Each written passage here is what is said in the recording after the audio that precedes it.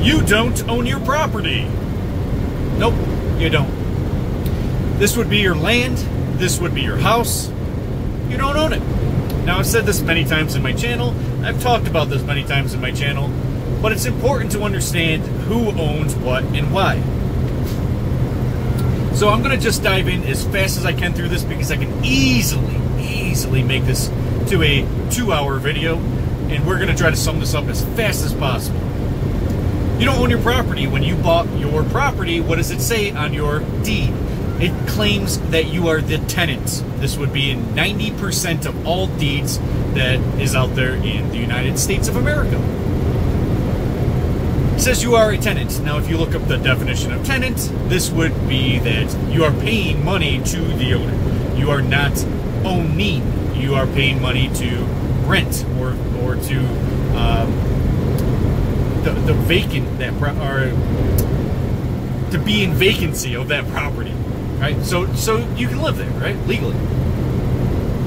So it's very important to understand that you don't own your property. For example, if I was on YouTube, like I am now, I have to surrender to the platform that is. That platform would be YouTube. So if I was to say fuck shit and shit like that, of course I'm going to be demonetized, and I can get flagged for certain things and kicked off YouTube, like Alex Jones was just kicked off YouTube, right? It's bad for the platform. They can do whatever the fuck they want. It's their platform. It's their property, right? So they can kick me right off YouTube anytime they want.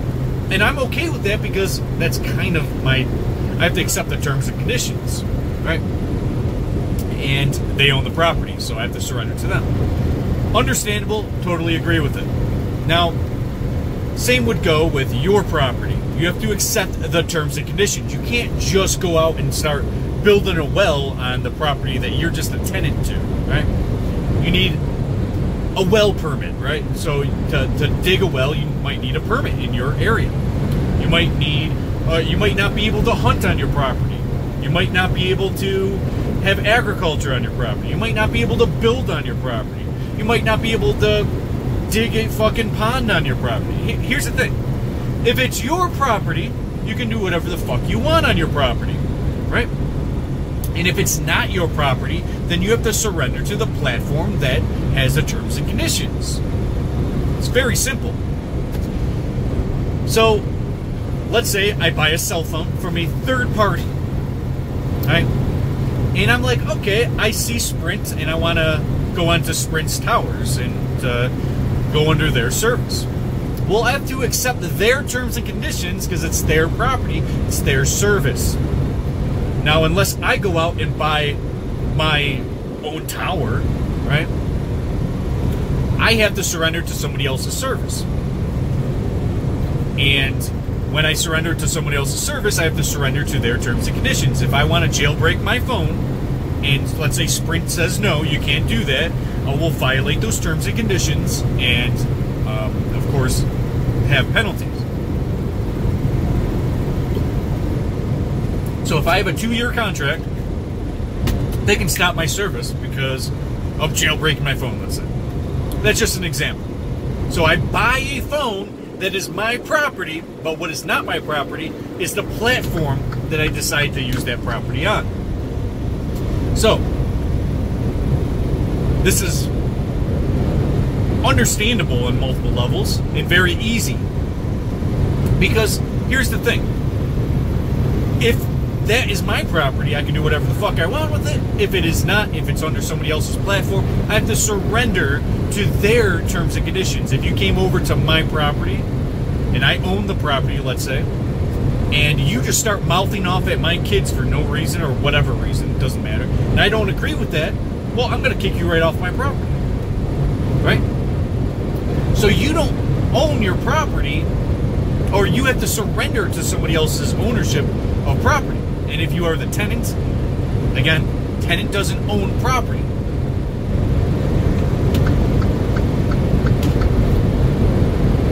So you don't own your property, and if you did own your property, there's no right for somebody else to tell you what the fuck you can or not do on your property. As long as you're not hurting anyone or setting up a nuclear power plant that's, you know, blowing fucking nuclear waste into your neighbor's fucking house, if it's not doing something that's affecting others in a very negative light, or in a way that is violating somebody else's rights, well, then you don't own that property. Because if I wanted to drill a well, it did not affect my neighbors, it didn't affect anybody else, and it's just me digging a well, I wouldn't need to go out and get a permit to do something with my property. For example, if I bought a cell phone from Samsung, right? Going back to buying my own cell phone, I paid for it cash, I'm not on a fucking lease or anything, bought it cash, and I took that cell phone home, and my idea was to fucking hit it over the fucking thing with a hammer and bust it wide open and destroy that property. I can do that legally. Whatever. I can do whatever the fuck I want with my property. I can take my cell phone and throw it in the air or do whatever the fuck I want with it. Right? Because that's my property. But you can't do whatever the fuck you want. You can't even dig a hole in the land that you bought. Because you don't own that property. So it's not your platform. Okay? So, whose platform is it? It's very important to understand that there's multiple levels to this. And I'm not going to start up at the very highest, but what you deem is probably the very highest. And that is the federal government. Federal government, in court terms or legal terms, literally has no jurisdiction over you unless you live under the confinement of what they own. And what do they own? The federal government owns Washington, D.C. Unless they can trick you in court saying that they have some jurisdiction over you outside of that boundary of Washington, D.C., unless they trick you, they have no jurisdiction over you. So they can take you to court, and if you surrender to their jurisdiction, and let's say you live in Wyoming, right? Probably going to mention Wyoming a few times because I'm in Wyoming right now. You're in Wyoming, well, that's 2,000 miles away from Washington, D.C., or whatever it is, right? So, what the fuck? How do they have jurisdiction over you? They don't, legally, unless you surrender to them. Important to understand. And I can dive into that all day long, but that's not the point. Then you have states. States would be, you know, of course, the boundary of the state. Let's say I'm in Wyoming. So I surrender to Wyoming's taxes or whatever, because it's their platform. Now, what are these things that I'm saying? So the federal government is under the guise of the United States. Right? So the United States federal government. But it's really the United States. The United States, what is that? That is a corporation that has legal authority under the guise of, under the area of Washington, D.C. And most people believe that they actually run the whole country. But they don't. Not legally. You believe it and you surrender to it, but that's because you're unaware of the law. And most people get taken advantage of this because they believe that that is the major law of the whole country is the federal government. It's not. State. What is Wyoming? Wyoming is a corporation. It's very important to understand that. And this corporation owns state land. Right? So all of the land in the state is ultimately owned by them. And they own, let's say, state land. So let's say national forests, things like that. But the second that national forest goes into, let's say, Wyoming into Nebraska, let's just say, I'm not sure if there is any national forests that do that, just saying. Then all of a sudden Nebraska has their own version of ownership of that property on the other side of that imaginary line. So they own property. Then you trickle down. And I can talk about these things all day, but we're already 10 minutes into it. We're not even anywhere in this video. Trickle down to counties. Counties start having more authority. So what's going on here? Less authority on the higher end. And the more authority and more rules and regulations as you go down. County has all their taxes and or their their rules and regulations, what you can do on that property, etc. Then you trickle down even more, and then it goes to towns and villages and cities. And these start having more zoning effects, what you can do on the property, you can build a well or not, or whatever, right? But there's all these different rules, regulations, laws, and taxes trickling down from all the way up to the top, all the way down to towns, villages, etc., right? So, to understand this, you got to understand that there are many levels to ownership, or to tell you what you can do or not do on this property. So the tenant would be, let's say, your landlord, right? Your landlord doesn't own the land, because if they did, they can just do whatever the fuck they want on that property without needing permits and asking permission, right? So let's say you have a landlord. They don't own the property. They literally are the tenants of the property that allow you to subdivide into the next level of tenancy. So you are a tenant that is actually staying on the property, and they are just going to be paying the taxes and getting income off of that real estate. So it's to understand that, so then you go all the way down to landlord, right? And then they have their own rules and regulations if you're renting on their property, right? So I'm just going up and down on who owns whatever and what can give you more and more. Okay, you can do this, that, and the third on this property, and you got to ask permission from the landlord. Landlord has to ask permission of the town. The town has to ask permission of the county. County has to ask permission of the state. State has to ask etc. You understand what I'm getting at? And every one of them has a law, rule, or regulation in which you have to follow. So again, the state doesn't own all the property and tell you exactly what to do on that property. Once it trickles down, the more taxes and regulations, what you can do or what you can't do, is more based on your zone, your smaller town or village or city.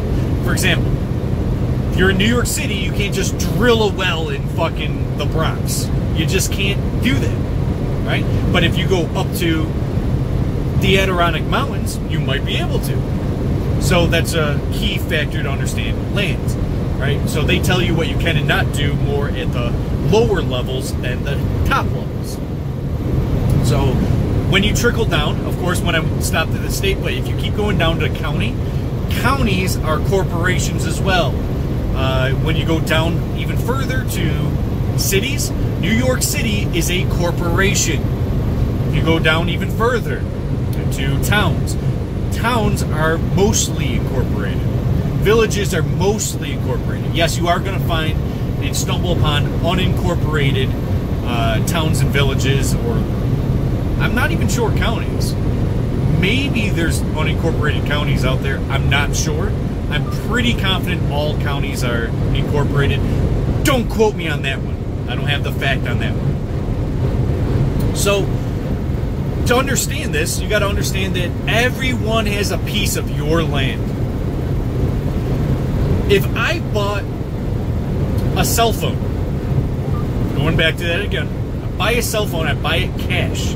I own it. I don't have to pay any more taxes or fees or payments on that property because it's mine and I can do whatever the fuck I want with it. But once we get to land or property in terms of your house and your property, your land and acreage, you own that property. You should own that property, but you don't. And you still have to pay taxes on it. And if you want to do anything specific like build a well, you're going to need a permit for the most part. Some towns and whatever don't require that. But the point is that it's not up to you, it's up to your town, whoever's the regulatory entity or corporation that oversees that. And you're going to have to pay taxes on every single property in the United States of America. Because there's that trickle-down effect, and you can't just go and do whatever the fuck you want on that property. As you owe that money still after you pay it. Because you don't own that property, and you have to pay to the platform, which is called government, or which is called corporations. And as you're paying money on that property, you got to understand they can change how much you're going to pay on that property despite what you've done on that property. So if you do absolutely nothing for that property, the property value does not go up at all, they can still be like, nah, I'm going to charge you more. Why? It's because it's their platform. You chose to be in that area. You could ask questions and say, hey, neighbors, have your taxes went up in the last 20 years? No?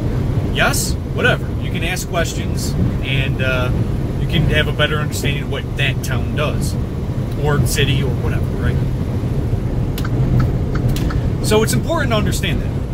Now, why does the government own it? Why can't you possibly own it?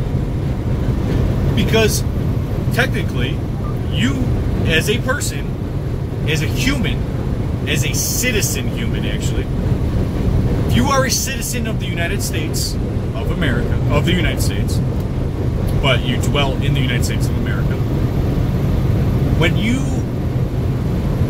become a citizen, you lose your natural basis of power. You surrender certain rights and you gain certain privileges. So this would be like, okay, well, if you become a citizen, you become a corporation. Corporations have different privileges than that in which would be a human being. That's why they want everyone to be citizens, because citizens have to pay taxes. Citizens can't own property. Citizens surrender their rights to a state. That state being, again, that trickle-down effect. That's why there's a million different courts, right? There's state court, federal court, you know,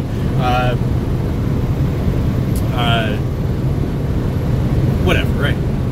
So it's very important to understand what kind of area you're going to be in, what you own and all that stuff, because you are able to own property if you are a citizen, because you have actually given up that right to be able to own that property. And best believe no one's truly going to sell that property from the state.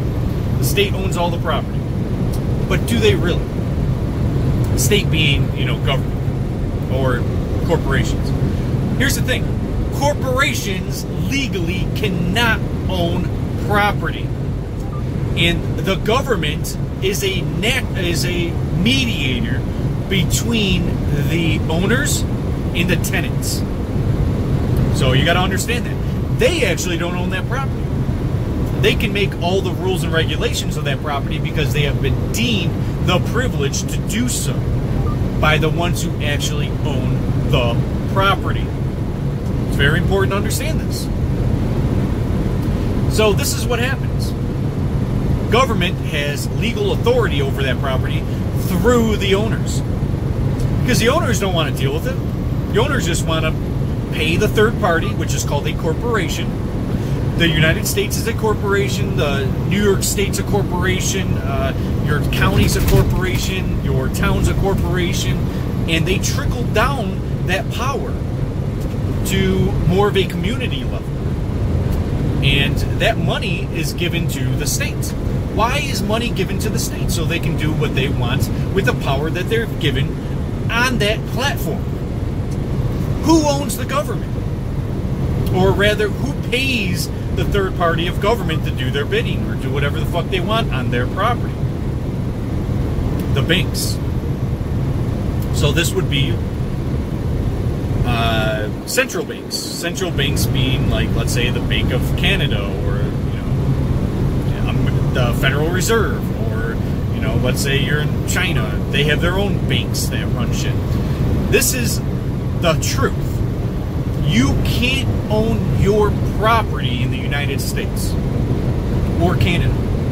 You can't. It's impossible because the banks own it, and they have all of these trickle-down things making sure that there's no way that you're going to ever be able to purchase your own property or do whatever the fuck you want with your own property, and that you have to surrender to the platform that is. Now, this is called being a slave.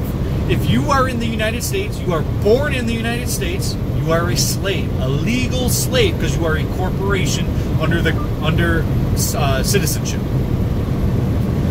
You can't just be a free individual on this property because it is owned by the banks. Banks trickle down to a third party called government or corporations.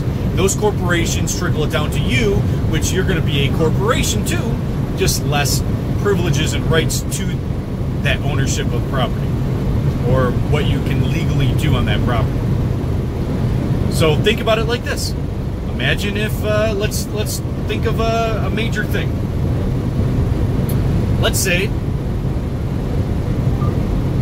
I own my own business, and it's a big business. It's not a small business. I own Walmart, right? I own Walmart. And so then I give power to my president of the company.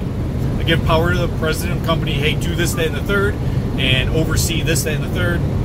Okay, and I'll pay you for it. No problem. Okay, so then that president oversees the vice president, which oversees, you know, district managers to whatever, and it just trickles down. This is just a business. That business is going to be a corporation. And that corporation is going to trickle down, trickle down, trickle down, trickle down, right? Because if you walk into Walmart as an employee, you have to surrender to the terms and conditions in which that your job applies for. And you can be fired at any time under the guise of you violating those terms and conditions. You steal or whatever, right? You violate those terms and conditions, and you are subject to problems or consequences, right? So let's dive into this. This property is owned by the banks. They give it to a third party like government, and then it trickles down to all the way to police, which is actually under the guise of government. Currently, not in anarchy, but in democracy, it's under the guise of government. It's under the umbrella of government. So they can take you to jail if you do something like not pay taxes, right? They can take you to jail because you don't own this property, and that privilege of being on this property said these are your terms and conditions, right? So you are born to be a slave in this country because it's not owned by you. It's the right. I own my own property. I bought my own property. Let's just say I owned it. That platform, that government, that acreage. And I can do, that means I can do whatever the fuck I want on that property and have the power to do so.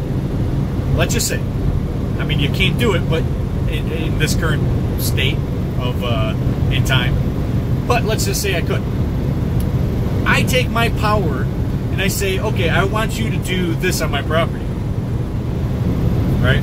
If I truly own my property, then I can do whatever the fuck I want on it. So I pay this person to do this on my property. And so then that person's like, okay, I like doing this. Let's turn this into a business. Okay, so I pay you to mow my lawn, to, I don't know, let's just say grow a crop. Let's say we're growing strawberries, and we're growing thousands of pounds of strawberries every few months.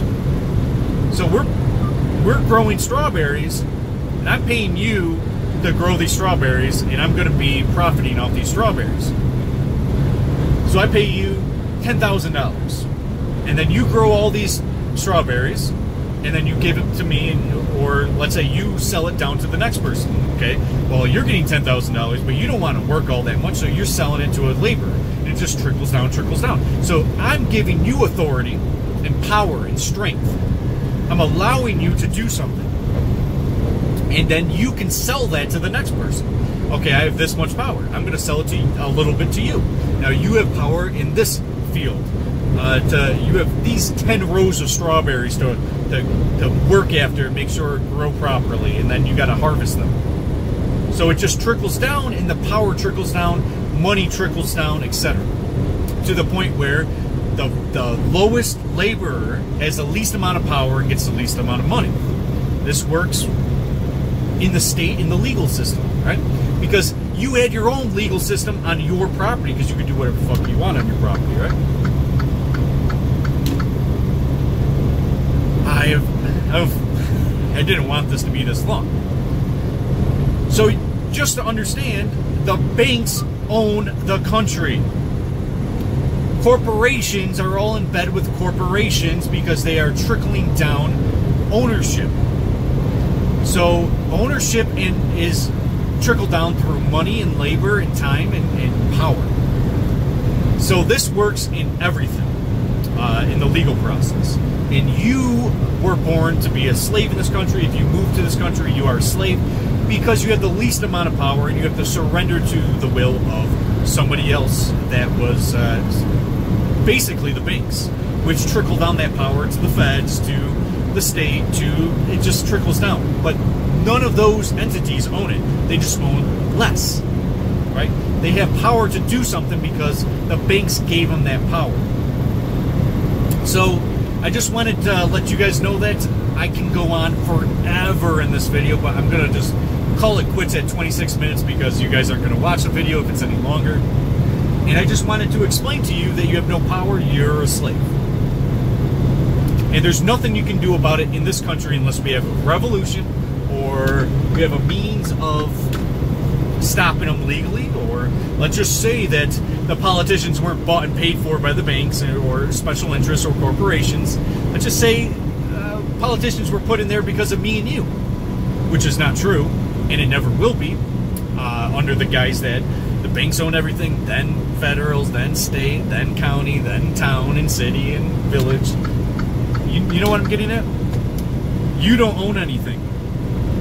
You don't own the product of your labor. You don't own anything here. This is a legal enslavement system. The banks own you. The original slaves were those who were trying to be monetized or trying to make money in a system where they're just printing money. The banks have been owning the world for a long time. This is the way that they've owned the world for a long time. It's not barter system, it's a capitalist system. And the capitalism is good for the minority, they call them minority, but it's the majority of people. For a small corporations called citizens that have the privilege to drive a car on this property that's never going to be owned by us. So again, I can dive in. I don't want to keep going further. If you guys ever want me to do a part 2 to this, let me know, because I can go way deeper into this. I just wanted to explain the process of ownership and that we cannot own property. Now, you can try to purchase a corporation that's, you know, unincorporated now or something like that, and then you can have privileges. Right? So we have the least amount of privileges. Higher up, sold from the government, gets the next amount of privileges. Then the government itself gets the privileges. Then, you know, the banks have all the privileges, rather the rights. Enough for this video. Stay tuned for more content. Plenty more coming. I'm going to be doing a lot less videos because the more quantity I put out, the less people watch. So I'm going to do just less videos from now on. So let me know how you feel about that, if you want less videos or more videos. I can do daily videos. I would love to do daily videos because I can definitely keep it up with quantity and have tons of topics and things like that to dive into. And you already know I can dive forever in terms of my speech. I can make 3-hour videos, but no one would watch them. So we got to divvy them up small, make these videos as short as possible, 30 minutes hopefully or less. And just a few a week, something like that. Let me know what you think. Again, stay tuned for more content. There is plenty more coming. See you guys.